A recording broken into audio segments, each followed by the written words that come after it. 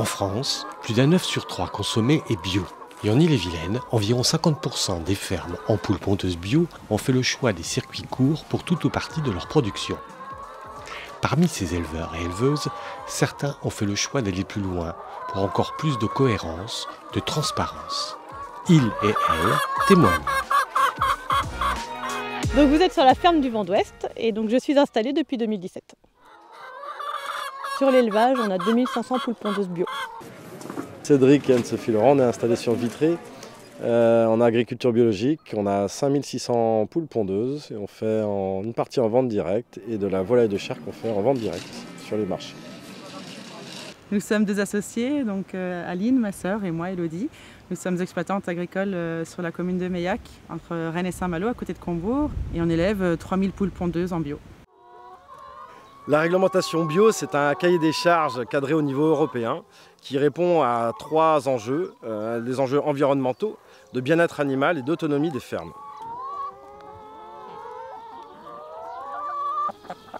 Donc les particularités de l'élevage de poules pondeuses en agriculture biologique, c'est un accès des poules à un parcours arboré en extérieur, une densité d'élevage limitée et une alimentation 100% bio. Donc on va garantir une alimentation saine pour l'animal et donc pour le consommateur.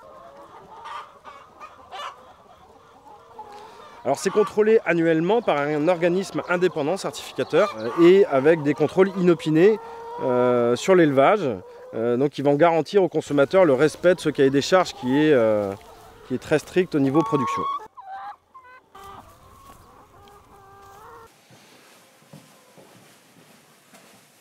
Une journée avec des poules pondeuses, ça démarre très tôt. Il faut aller voir dans le bâtiment d'élevage si elles vont bien, si elles ont de la nourriture, de l'eau.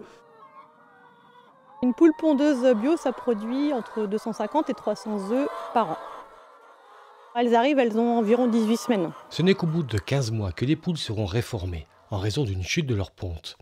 C'est aussi une grande différence par rapport aux élevages conventionnels où elles partent le plus souvent des 11 mois de ponte. Donc sur la ferme, on produit les céréales qui serviront à l'alimentation de nos poules. Et donc ici, voilà le blé qui a été implanté fin d'année pour l'alimentation des poules l'année prochaine. Une poule, elle passe environ 10 heures par jour dans le parcours.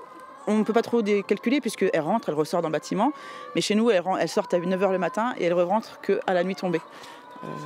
C'est elle qui décide quand est-ce qu'elle veut sortir. Les œufs sont calibrés, triés en fonction du poids et catégorisés.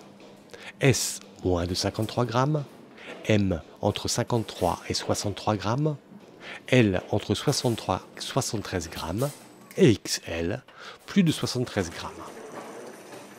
Ce sont les œufs calibrés M et L qui sont commercialisés via des marchés, des plateformes de commande en ligne ou dans les magasins bio, par exemple. La production de calibrés est le premier objectif des élevages de poules pondeuses. Ce hors calibre, ce sont les petits œufs, ce sont les petits calibres. On les revend en boulangerie, en pâtisserie, chez les marchands de galettes, qui les utilisent pour faire leur pâte à pain, leur pâte à galettes. Puisque eux n'ont pas besoin, ils pèsent leurs petits œufs, donc il n'y a pas besoin d'avoir des œufs de calibre M ou L. On arrive à couler tous nos œufs comme ça en début de l'eau et en cours de l'eau, quand on a des petites plaques d'œufs, ils nous utilisent tous les petits œufs hors calibre.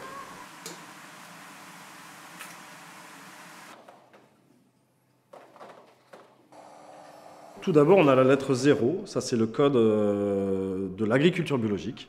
Si c'est 1, c'est de l'œuf plein air. Si c'est 2, c'est de l'œuf au sol. Et 3, de l'œuf en cage. Après, vous avez FR, c'est pour France, parce que nous avons des œufs français. Et FDX01, ça c'est notre code producteur qui nous appartient.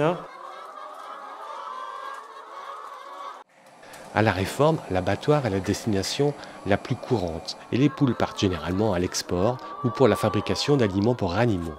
Ce n'est pas un débouché qui est satisfaisant et d'autres pistes sont devenues possibles. Quand on arrive en fin de l'eau, on essaye de transformer, de mettre à disposition donc soit de la poule vivante pour que les gens en aient chez eux, ou en poule prête à cuire aussi. Voilà. Quand je vends une poule, en fin de compte, il faut qu'on explique. C'est des cuissons très longues, ça va être un mijoté. Ça rapproche en fin de compte de ce que faisaient nos grands-mères, de nos parents. Et ça, c'est plutôt intéressant. Une des solutions possibles pour qu'on puisse valoriser nos poules, je propose à mes clients donc des rillettes de poules. Finalement, quand les gens ont goûté, ils découvrent et puis ils apprécient le produit. Pour valoriser au maximum les produits issus de leurs élevages en bio sur leur territoire, à un prix rémunérateur, ces éleveurs et éleveuses ont fait le choix de s'engager pour plus de cohérence. Vendre local, le respect de l'animal, la préservation de la santé de leurs consommateurs et la passion d'un métier à vivre.